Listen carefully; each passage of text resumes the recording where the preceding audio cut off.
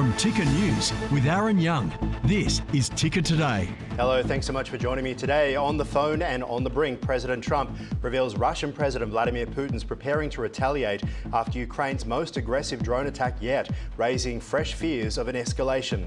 Elon Musk lashes out at Trump's tax bill, calling on Americans to kill the bill.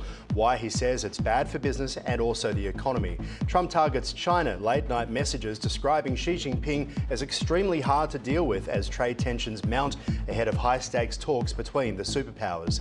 A sharp economic blow, Australia slips back into a per capita recession, the US bracing for slower growth, the OECD forecast revealing just how bad things could get. In the markets, the Dow takes a tumble. Private payrolls miss the mark, triggering Wall Street's jitters just days before key jobs data is released. You are watching Ticker Today, the latest news and business moving the world. Let's get started.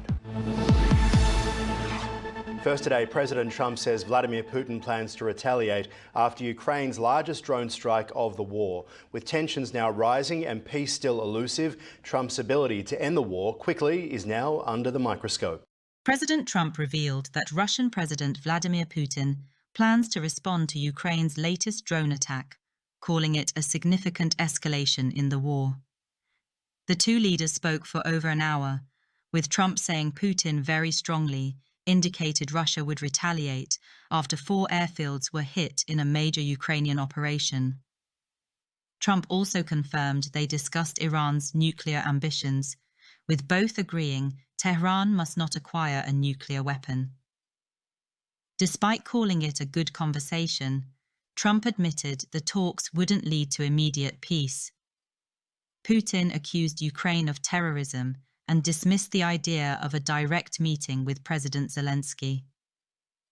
According to the Kremlin, Putin told Trump that Moscow and Kyiv will continue negotiations after analyzing the results of their meeting in Istanbul on Monday. The call comes ahead of Trump's meeting with the German Chancellor, where Ukraine is expected to top the agenda. Meanwhile, Elon Musk has intensified his opposition to Donald Trump's tax bill, urging Americans to contact their lawmakers to oppose it. He described the legislation as a significant financial burden on the country, following strong criticism from Republican fierce conservatives.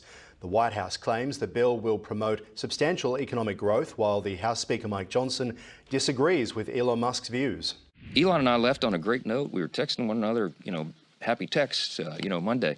And then yesterday, 24 hours later, he does a 180 and he comes out and opposes the bill. And it surprised me, frankly. And I don't take it personal. We don't take it personal. Policy differences are not personal. Meanwhile, President Trump has described Chinese leader Xi Jinping as difficult to negotiate with. It comes amid rising tensions between the United States and China over trade agreement compliance. Trump posted on Truth Social, "I like President Xi of China, always have and always will, but he is very tough and extremely hard to make a deal with." The White House has announced forthcoming discussions between the two leaders and indicates a deadline for trade offers is now near. Meanwhile, the White House doubling tariffs on steel and aluminium imports today to 50%, affecting all trading partners except the UK. The move coincides with a deadline for countries to present their best offers to avoid further tariffs set to begin in early July. European officials now urging the EU and the European Commission to negotiate the removal of the tariffs as businesses express concerns over the impact of trade and also profits.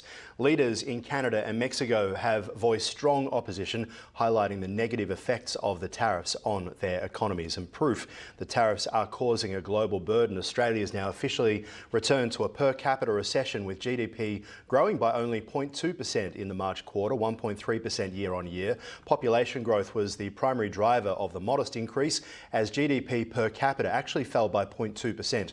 Economic conditions were affected by factors such as weaker consumer spending, fall in commodity prices and extreme weather events. Now, despite the challenges, Treasurer Jim Chalmers highlighting the overall resilience of the economy in comparison to other advanced nations.